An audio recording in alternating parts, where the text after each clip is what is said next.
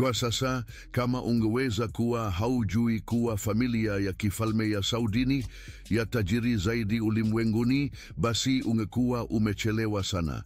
Bila kuchokoza, kutoka kudhamini timu ghali za mpira wa miguu hadi kumiliki mali za anasa zenye ukubwa wa kipekee, utajiri wa familia ya kifalme ya Saudi unapinga fikra za mtu wa kawaida. Je, bado unashaka? Vizuri, katika video hii na kuletea familia ya kifalme ya Saudi, ukuu tajiri zaidi duniani. Historia. Urithi wa familia ya kifalme ya Saudi ulianza na Sheikhdom ya Diriyah, sura muhimu katika safari ya familia kuelekea madarakani. Ilikuwa wakati huo ndipo msingi wa nyumba ya Saud uliwekwa, ukijenga msingi kwa ajili ya uthabiti wake ujao kwenye rasi ya Arabia. Karne ya 18 ilipokamilika, Mohammed bin Saud, kiongozi wa familia, alianzisha Sheikhdom ya Diriyah.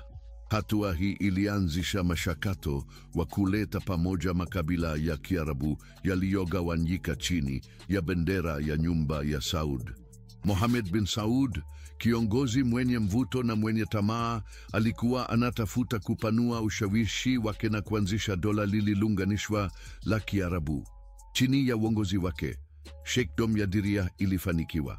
Familia ilijenga muungano na harakati yenye ushawishi ya kidini ya Wahabi, inayoongozwa na Muhammad bin Abdul Wahhab.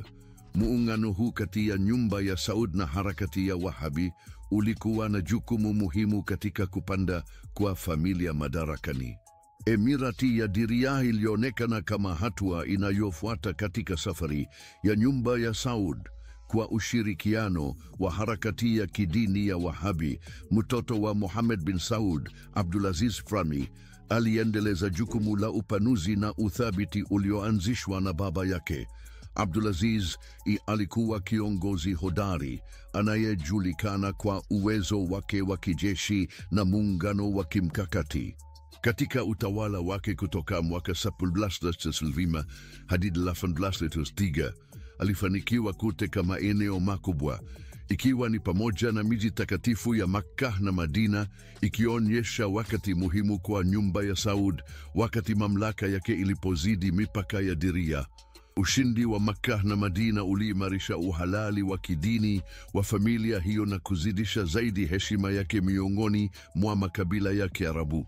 Hata hivyo, nguvu inayoongezeka na ushawishi wa nyumba ya Saud ulikuwa tishio kwa dola la Ottoman, ambalo lilikuwa linatafuta kudumisha udhibiti katika eneo hilo.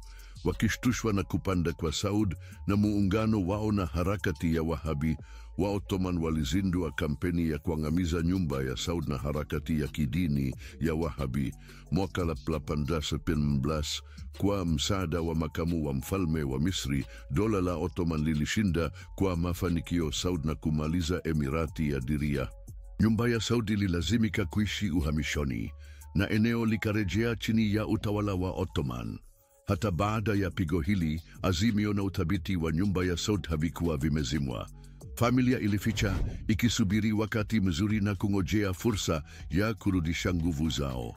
Hawakujua kwamba uhamisho wao ungekuwa wa muda na sura mpya katika safari yao ilikuwa karibu kuanza.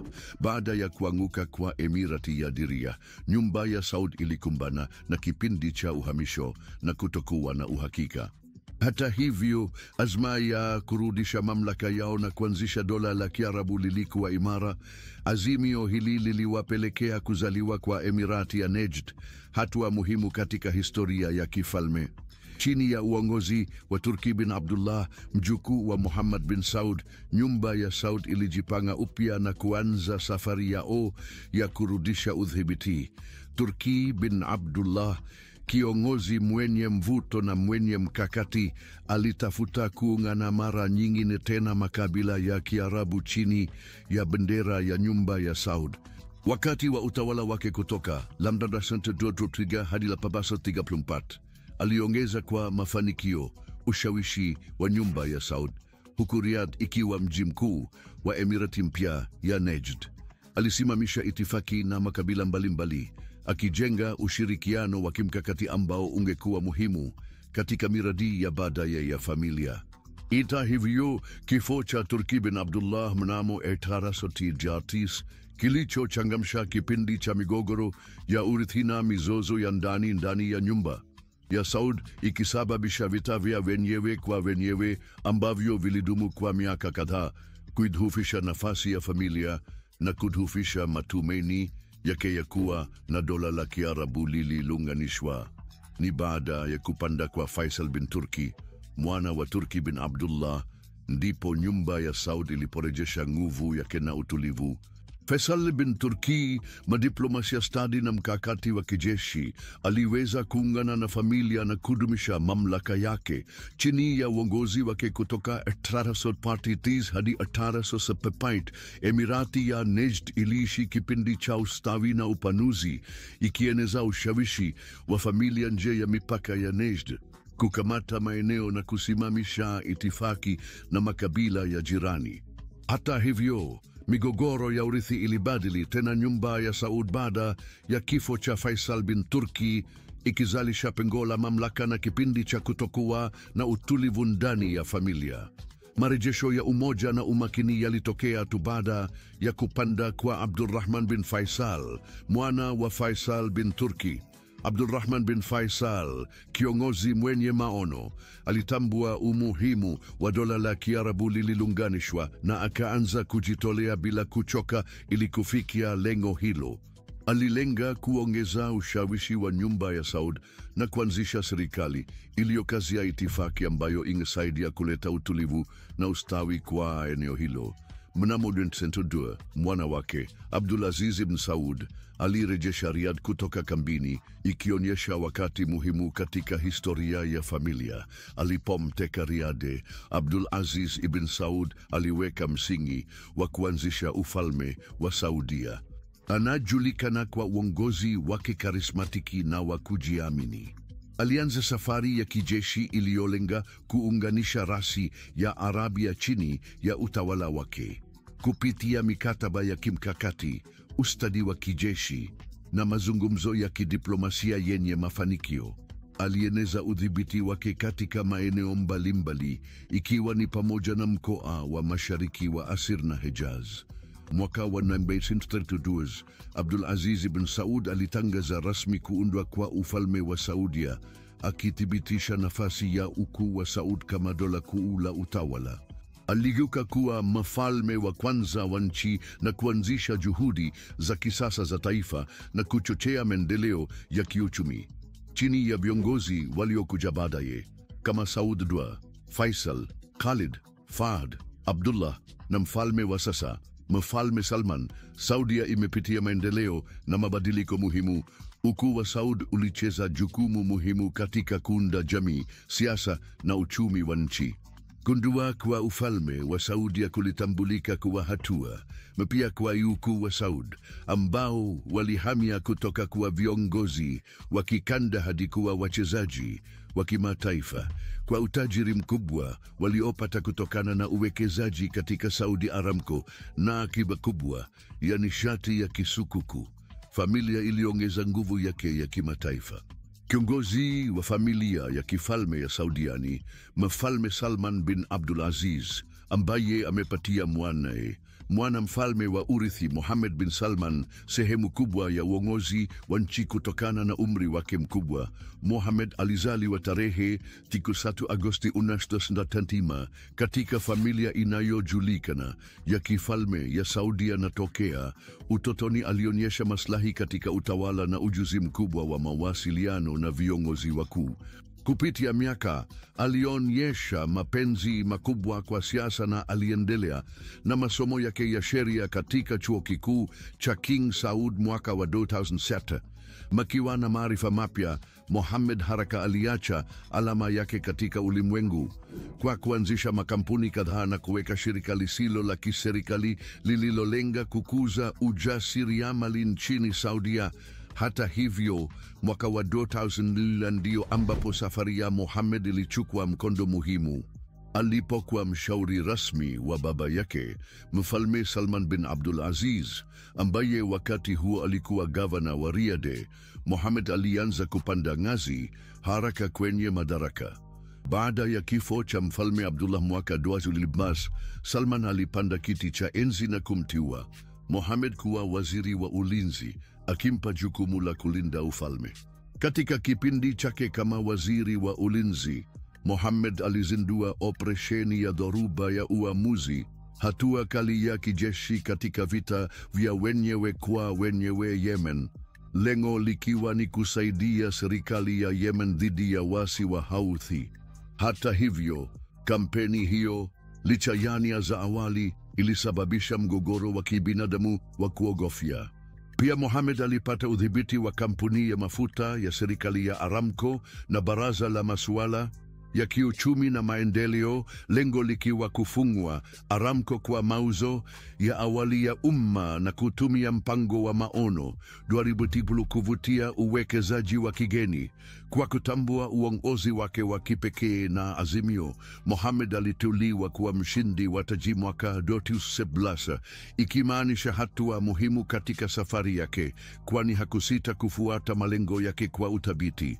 Kutoka kumya dhidi ya Qatar hadi kutekeleza mageuzi ya kijamii nchini Saudi Arabia, hatua za Mohammed zilijaa ujasiri na utata. Aliondoa marufuku ya sinema, kuruhusu upanuzi wa burudani, na kumpa wanawake haki ya kuhudhuria matukio ya michezo na kupata leseni za udereva. Hata hivyo, mabadiliko hayo yalipokelewa kwa shauku, ikileta wengi kuhoji ikiwa yalitokana na hamu ya kweli ya uhuru au tu kwa maslahi ya kiuchumi. Ripoti ya kimataifa juu ya Mohammed ilivurugwa mwaka 2018 alipodaiwa kuwa mhusika wa mauaji yasiyokuwa ya haki ya mwandishi wa habari Jamal Khashoggi. Jumuiya ya kimataifa ililaani tukio hilo, huku familia ya kifalme ya Saudia ikikanusha kuhusika. Licha ya utata, Mohammed aliendelea kuimarisha madaraka yake. Mwaka wa 2020 aliwazuia wanafamilia wengine wa kifalme kwa ajili ya uchunguzi wa uhaini, ikileta athari kubwa kwenye ufalme. Hata kufuatia changamoto za kiuchumi zilizosababishwa na janga la COVID-19, ushawishi wa Mohammed kama mchezaji wa kiuchumi kimataifa ulikuwa mwaka wa 2022. Uteuzi wake kama waziri mkuu ulionyesha dhamira yake ya kuimarisha mahusiano ya kimataifa yenye uthabiti zaidi. Moja ya matukio muhimu sana katika kipindi hicho ilikuwa makubaliano ya kihistoria kati ya Saudia na Iran mwezi Machi 2021. Kurudishwa kwa mahusiano kati ya mataifa hayo mawili kulionyesha uwezekano wa kumaliza vita vya wenyewe kwa wenyewe nchini Yemen, ikileta matumaini ya amani katika eneo hilo. Hatua hii pia ilizidisha uhusiano kati ya Saudia na China, ambapo nchi zote mbili zililenga kukuza ushirikiano wao wa kiuchumi na kuchunguza maeneo mapya ya ushirikiano. Hata hivyo, tamaa za kimataifa za Mohammed hazikusimama hapo. Aliangaziwa kwa pendekezo la kawaida la kuimarisha mahusiano na Israel, hatua iliyowashangaza wengi. Hata hivyo, pendekezo hili lilikuwa na masharti, likilenga kuhakikisha ahadi za Marekani kwa usalama na maendeleo ya teknolojia ya nyuklia ya Saudia.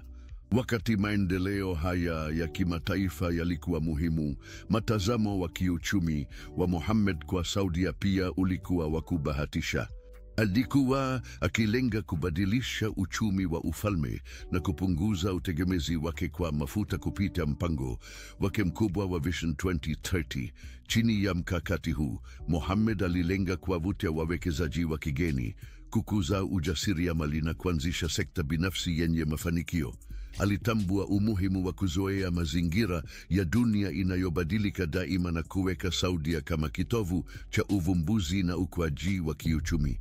Moja ya vipengele muhimu vya Vision 2030 ilikuwa kufungua kampuni ya mafuta ya serikali ya Aramco kwa mauzo ya awali ya umma.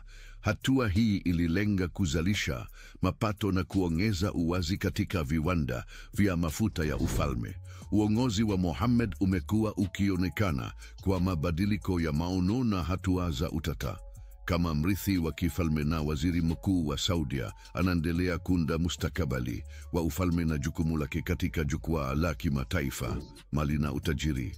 Nyumba ya Saud, ukoo wenye ushawishi mkubwa nchini Saudia, inashikilia nguvu ya kisiasa si tu ndani ya nchi, bali pia katika Mashariki ya Kati. Kizazi kinachorudi hadi Mohammed bin Saud, mwanzilishi wa ufalme wa kwanza wa Saudia. Familia hii imekutana na upinzani na utata katika historia yake. Walakini, kile kinachowatofautisha nyumba ya Saud na familia zingine za kifalme ni utajiri wao mkubwa. Makadirio yanatambua utajiri wao kuwa bilioni au hata trilioni, kuwafanya familia tajiri zaidi duniani. Utajiri huu mkubwa unategemea akiba kubwa ya mafuta nchini ambayo imechochea uchumi wa Saudia kwa miongo kadhaa. Udhibiti wa kifalme wa familia ya Saud juu ya rasilimali za mafuta ya nchi ulicheza jukumu muhimu katika utajiri wao. Saudia inamiliki akiba kubwa zaidi iliyothibitishwa ya mafuta duniani, ikikadiriwa kuwa karibu bilioni 290 za mapipa. Utajiri mkubwa umewezesha familia ya kifalme kukusanya utajiri ambao unazidi uelewa. Moja ya mali muhimu zaidi ya familia ni Saudi Aramco, kampuni ya serikali ya mafuta inayokadiriwa kuwa trilioni za dola, ikiwa kampuni yenye thamani kubwa zaidi ulimwenguni. Kwa akiba kubwa ya mafuta na upatikanaji wa kimataifa, Saudi Aramco imekuwa chanzo kikubwa cha utajiri kwa familia ya kifalme, ikionyeshwa katika mfumo wao wa maisha wa mshangao ulionyeshwa katika majumba ya kifahari, ndege binafsi na mashua ya kifahari. Matumizi yao yenye anasa hayana kikomo, na taarifa za ununuzi wa sanaa, vito na wanyama wa kigeni wenye thamani ya mamilioni ya dola, ukifanya utajiri wao kuwa wa kweli usioeleweka. Pamoja na kufurahia utajiri usioweza kufikiriwa, familia ya kifalme ya Saudia pia inatambuliwa kwa jitihada zake za kifadhili, kusaidia wahitaji kupitia mashirika kama kituo cha usaidizi wa kibinadamu na msaada wa Mfalme Salman. Walakini, wakosoaji wanabainisha kwamba juhudi hizo zinawakilisha sehemu tu ya utajiri mkubwa wao na zingeweza kupanuliwa ili kukabiliana na masuala ya kimataifa yanayohitaji haraka. Pamoja na mipaka, ushawishi wa familia ya kifalme ya Saudia unajitokeza katika viwanda na nchi mbalimbali ulimwenguni, kwa uwekezaji mkubwa katika sekta kama vile fedha, mali isiyohamishika na burudani. Iwe ni kupitia umiliki wa mali za kifahari huko London na Paris, au ufadhili wa uzalishaji mkubwa huko Hollywood, uwepo wao ni wa kweli duniani kote.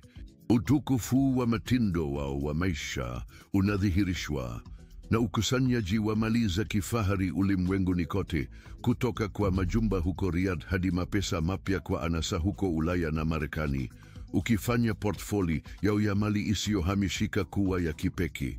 Mali hizi ni ishara ya utajiri na nguvu kubwa ya familia ya kifalme ya Saudia. Linapokuja suala la usafiri, hawachaji gharama, wakishikilia meli ya ndege za kibinafsi ambayo inajumuisha Airbus A330, ndege kubwa ya abiria duniani. Ndani ya ndege hizi za kifahari kuna maelezo ya dhahabu na vitu vya anasa, huku ukusanyaji wao wa mashua za anasa ukiwaruhusu kufurahia uzoefu wa baharini uliopekee. Himaya biashara ya familia ya kifalme ya Saudia inaenea zaidi ya sekta ya mafuta, ikiwa na uwekezaji katika fedha, mawasiliano na burudani. Kupitia Kingdom Holding Company, kampuni mama, wamenunua hisa katika kampuni kubwa za kimataifa kama Citigroup, Twitter na Euro Disney, wakieneza zaidi utajiri wao mkubwa. Upendo wa familia ya kifalme kwa sanaa unadhihirika katika ukusanyaji wao mkubwa wa kazi za sanaa zilizonunuliwa kwa bei kubwa, zikionyesha ushawishi wao katika ulimwengu wa sanaa na jitihada kama kituo cha King Abdulaziz kwa utamaduni wa dunia. Mmoja wa wanafamilia wa kifalme wanaojulikana, Mwana Malkia Al-Walid bin Talal, Anajulikana kwa mkusanyiko wake wa magari ya kifahari na ghali, ambayo ni pamoja na Bugatti Veyron ya mvumilivu na yenye nguvu hadi Rolls-Royce Phantom ya ikoni, ikionyesha hali yake na utajiri wake. Hata hivyo, Mwana Malkia Al-Walid si pekee anayefurahia magari ya kifahari. Mwana Malkia Mohammed bin Salman, mtawala halisi wa Saudi Arabia, pia ana mkusanyiko wa kuvutia.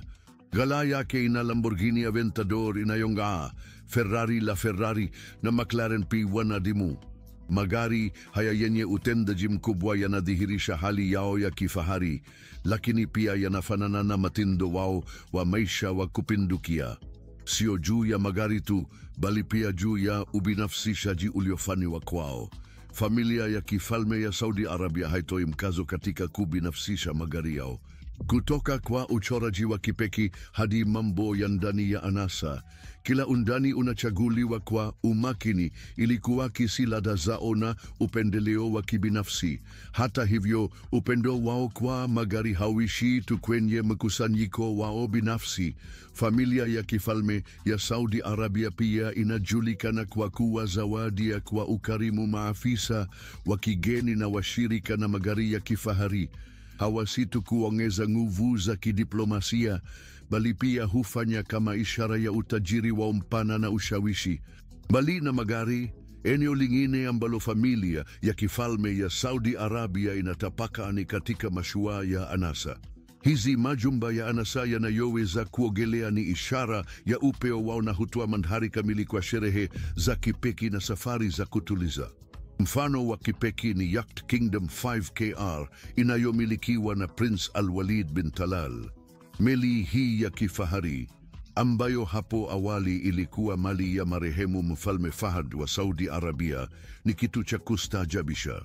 Na vifaa vyake vya kifahari, ikiwa ni pamoja na helipad, bwawa la kuogelea na vyumba vya kulala mbalimbali, inaashiria ukuu ambao familia ya kifalme ya Saudi Arabia imezoea. Umiliki wa mayot hauwi kitu kimoja cha kifahari kinachofurahishwa na familia ya kifalme ya Saudi Arabia. Pia wanakodisha baadhi ya meli zenye kifahari na za kipekee duniani, zikisafiri kutoka maji yenye uwazi wa bahari ya Mediterania hadi fukwe bila kuharibiwa za Caribbean, bila kujali gharama, kwa ajili ya kufurahia uzoefu wa safari ya kifahari. Kwa kuchunguza matumizi ya kifahari ya familia ya kifalme ya Saudi Arabia, wanahusika pia katika ulimwengu wa mpira wa miguu. Upendo wao kwa michezo unazidi kuwa watazamaji tu, ikiwa ni pamoja na uwekezaji mkubwa katika vilabu vilivyotambulika ulimwenguni kote. Mfano ni Prince Abdullah bin Musaad, ambaye alinunua nusu ya hisa za klabu ya soka ya Uingereza Sheffield United. Uwekezaji wake si tu ulitoa fedha zinazohitajika kwa klabu, bali pia ulivuta tahadhari ya kimataifa kwa timu, kuonyesha azma ya familia ya kifalme ya Saudi Arabia ya kujumuishwa katika jamii ya ulimwengu wa mpira wa miguu na utayari wao wa kuwekeza katika upendo huo. Influence wa familia ya kifalme ya Saudi Arabia katika mpira wa miguu haulengwa kwa klabu moja tu, kwani wana makubaliano ya udhamini na ushirikiano na timu kadhaa za kiwango cha juu, hivyo kuimarisha zaidi uwepo wao katika ulimwengu wa michezo. Mfano mwingine wa jinsi wanavyofurahia utajiri wao ni kasri ya kifahari ya Prince Al-Walid bin Talal huko Riyadh, Saudi Arabia.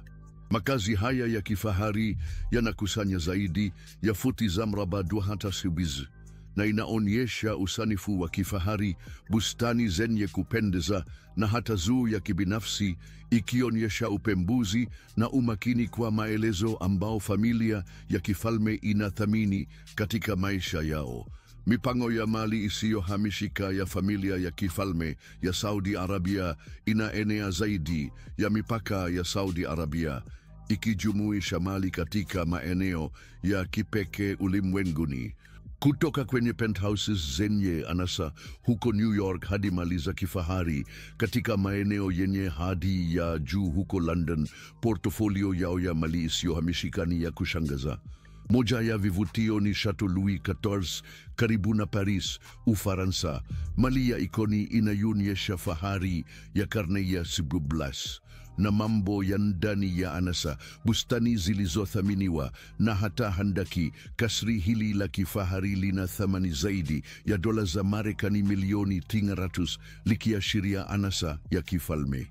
Pamoja na makazi makubwa, familia ya kifalme ya Saudi Arabia inawekeza katika hoteli na malazi ya daraja la juu, kama vile Four Seasons Hotel George V huko Paris, ambayo ni mali ya sehemu ya Prince Al-Walid bin Talal. Likijulikana kwa huduma yake nzuri na usanifu wake wa kuvutia, hoteli huvutia wasafiri wa daraja la juu kutoka ulimwenguni kote. Mbali na sekta ya mali isiyohamishika, familia ya kifalme ya Saudi Arabia inajishughulisha na sanaa na vitu vilivyo nadra, ikiwa na mkusanyiko mkubwa unaohusisha picha zenye thamani isiyopimika, vitu vya nadra na vitu vya thamani. Hazina hizi si tu zinaonyesha utajiri wa familia, bali pia ni uwekezaji wenye thamani unaopanda thamani wakati. Mfano mmoja muhimu ni Salvator Mundi, ambayo inaaminika kuwa ya Leonardo da Vinci, iliyojulikana kwa Prince Badr bin Abdullah kwa kiasi kikubwa cha dola za Marekani milioni 300 katika mnada, ikiwa moja ya kazi za sanaa ghali zaidi kuwahi kuuzwa. Ununuzi huu unathibitisha sio tu upendo wa kifalme kwa sanaa, lakini pia uwezo wa kupata vitu nadra zaidi na vyenye kutamaniwa, ukiashiria ushawishi na nguvu ya nyumba ya Saud. Mnamo 1932, Ibn Saud alitangaza kuanzishwa kwa ufalme wa Saudi Arabia, akithibitisha nafasi ya nyumba ya Saud kama ukoo unaoitawala na kukamilisha wakati muhimu katika historia ya peninsula ya Arabia. Bendera ya kijani ya Saudi Arabia na ngao yake na upanga maarufu imekuwa ishara ya mamlaka ya nyumba ya Saud na umoja wa watu wa Saudi Arabia, ikionyesha safari yake hadi kwenye nguvu, ikikabiliana na changamoto za wapinzani kama Ottoman Empire, sheria ya Makkah, familia ya Al-Rashid na harakati za Kiislamu. Licha ya changamoto, nyumba ya Saud imefanikiwa kutokana na muungano wa kimkakati, nguvu ya kijeshi na uhusiano wa karibu na tawila Wahabi ndani ya Uislamu. Mfumo wa kisiasa wa Saudi Arabia unategemea mila za Kiislamu, ambapo mfalme anayo mamlaka na ushawishi kamili juu ya maamuzi yanayojumuisha mashauriano na baraza la mawaziri, wasomi wa Kiislamu, viongozi wa kikabila na viongozi wengine. Kwa sasa, nyumba ya Saud inaongozwa na Mfalme Salman bin Abdulaziz Al Saud, ambaye alipanda kiti cha enzi mnamo 2015 baada ya kifo cha ndugu yake wa kambo Abdullah. Katika utawala wake, familia inaendelea kuwa na nguvu ya kisiasa kubwa, ikibadilisha mustakabali wa nchi na kutumia ushawishi wake kimataifa. Nafasi muhimu katika serikali kuu ni kwa kiasi kikubwa inashikiliwa na wanafamilia wa kifalme, ikiwa ni pamoja na wizara muhimu kama ulinzi, fedha na mambo ya nje, hivyo kusimika udhibiti na ushawishi wake endelevu. Zaidi ya hayo, viongozi wa kidini na wanazuoni wa Kiislamu pia wanacheza jukumu muhimu katika mfumo wa kisiasa wa Saudi Arabia. Udhibiti wa kifalme wa Saud kwenye mifumo ya mahakama na elimu inategemea kanuni za Kiislamu, lakini hauko huru kutoka kwa utata kama rushwa na upendeleo unaohusisha utawala. Udhibiti wa akiba kubwa ya mafuta ya Saudia unawapa ukuu wa kifalme nguvu kubwa kiuchumi, licha ya ukosefu wa uwazi kuhusu mapato na matumizi. Mageuzi ya kiuchumi yanayoongozwa na mrithi wa kiti Mohammed bin Salman yanakusudia kupunguza utegemezi wa mafuta, lakini yamekosolewa kwa kuwa ni polepole. Udhibiti wa kifalme wa Saud unaathiri si tu nchini, bali pia kimataifa kwa sababu ya utajiri wao na uhusiano wao.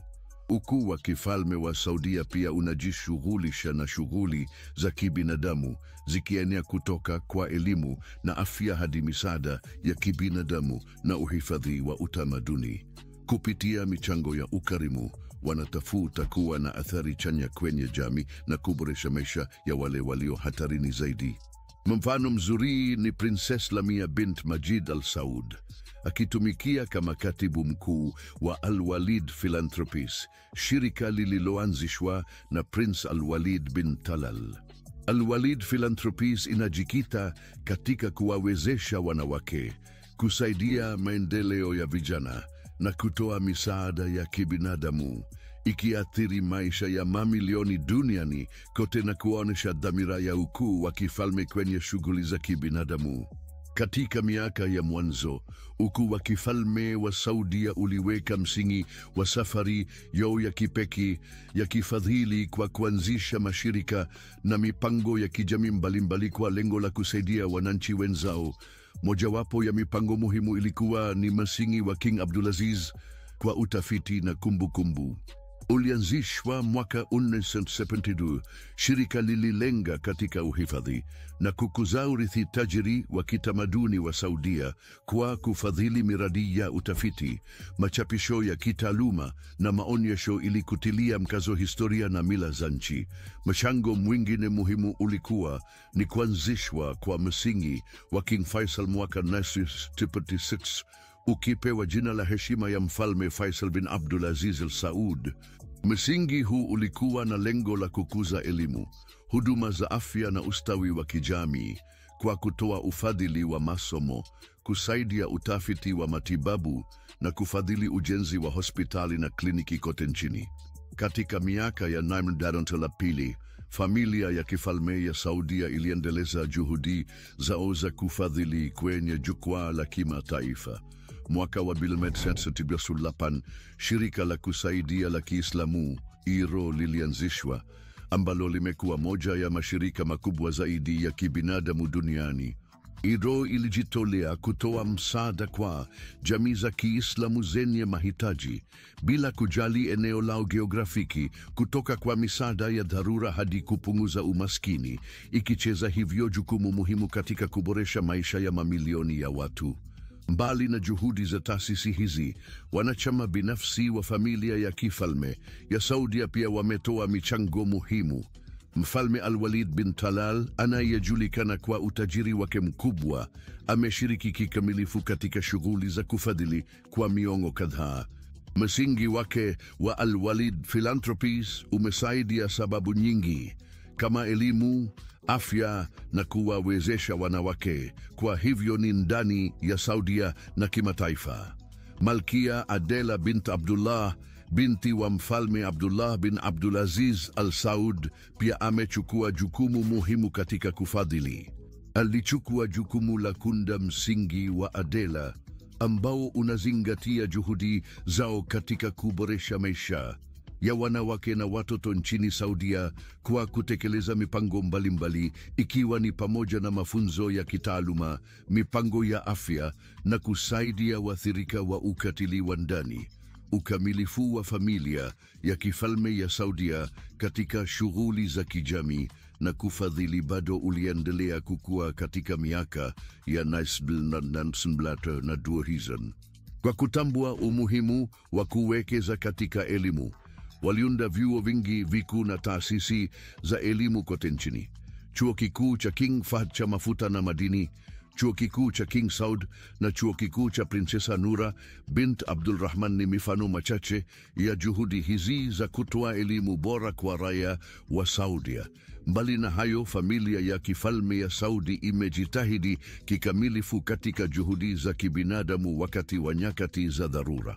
Wamechangia kwa kiasi kikubwa kwenye nchi zilizoathiriwa na maafa ya asili kama vile tetemeko la ardhi na mafuriko, kusaidia katika ujenzi wa jamii, usambazaji wa vifaa muhimu na kusaidia katika kupona kwa watu walioathiriwa. Ni muhimu kuzingatia kwamba juhudi za kifadhili za familia ya kifalme ya Saudi zinazidi kuchangia kifedha Wanaendelea kushiriki kikamilifu katika mipango ya vitendo, wakitembelea hospitali, shule na mashirika ya kujitolea ili kuelewa mahitaji ya watu na kutoa msaada moja kwa moja. Ushiriki wao wa kibinafsi na azma yao katika kuwa na athari imehamasisha watu na mashirika mengi kuunga mkono kwa pamoja. Katika miaka ya hivi karibuni, familia ya kifalme ya Saudi imeonyesha azma yao isiyoyumba katika kufadhili kwa njia ya mipango yenye athari kubwa. Miradi hii imezitolea changamoto kubwa za kijamii, kuchochea maendeleo ya kitamaduni na kutoa msaada kwa watu wanaohitaji ndani na nje ya Saudi Arabia. Mradi mmoja wa hivi karibuni wa kuheshimiwa ni msingi wa Misek, ulioanzishwa na mfalme Mohammed bin Salman mnamo 2000. Msingi huo unalenga kuwawezesha vijana wa Saudi kwa kuwapatia fursa za elimu, ujasiriamali na maendeleo kwenye uongozi kupitia aina mbalimbali za mipango na ushirikiano.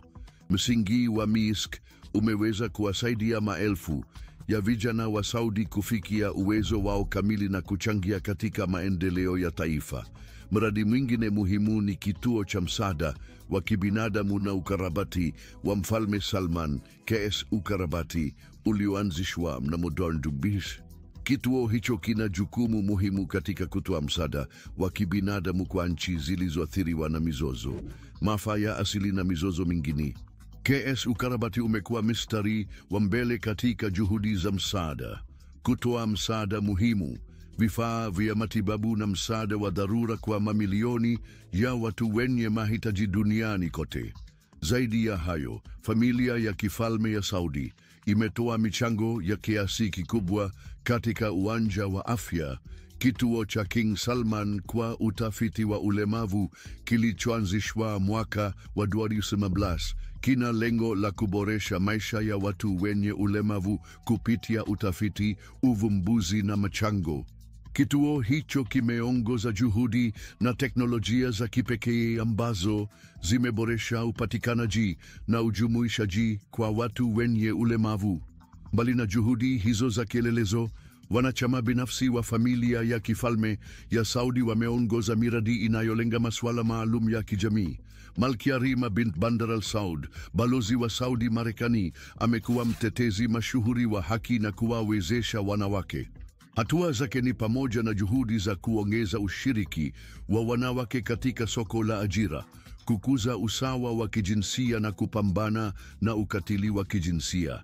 Mwanawe, Mfalme Sultan bin Salman bin Abdul Aziz Al Saud, rubani wa kwanza wa Saudi na rais wa kamisheni ya utalii na urithi wa kitaifa, amecheza jukumu muhimu katika kuhifadhi na kukuza urithi wa kitamaduni wa Saudi Arabia. Chini ya uongozi wake, kamisheni hiyo imefanya miradi mikubwa ya urekebishaji, imetengeneza miundombinu ya utalii na kusimamia matukio ya kitamaduni ili kutilia mkazo historia tajiri na mila za nchi hiyo. Familia ya kifalme ya Saudi pia imehusika sana katika kusaidia juhudi za kimataifa za elimu. Taasisi ya Al-Walid Philanthropies inayoongozwa na Mfalme Al-Walid bin Talal imefanya michango muhimu kwa taasisi za elimu na programu duniani kote. Msaada wao umewezesha wanafunzi wenye mahitaji kupata upatikanaji wa elimu bora, kufadhili miradi ya utafiti na kuwezesha kubadilishana maarifa kati ya Saudi Arabia na jumuiya ya kimataifa. Aidha, familia ya kifalme ya Saudi imekuwa mstari wa mbele katika juhudi za kupambana na janga la COVID-19. Wametolea misaada ya kifedha kubwa, vifaa vya matibabu na rasilimali kwa nchi zilizoathiriwa na virusi hivyo. Michango hiyo imeunga mkono mifumo ya afya, kusaidia usambazaji wa chanjo na kusaidia kupunguza athari za janga kwa makundi dhaifu. Hivyo ndivyo kumalizia video hii. Tunatumai umependa. Ikiwa ungependa kutazama video nyingine kama hii, bonyeza kwenye kadi kwenye skrini yako.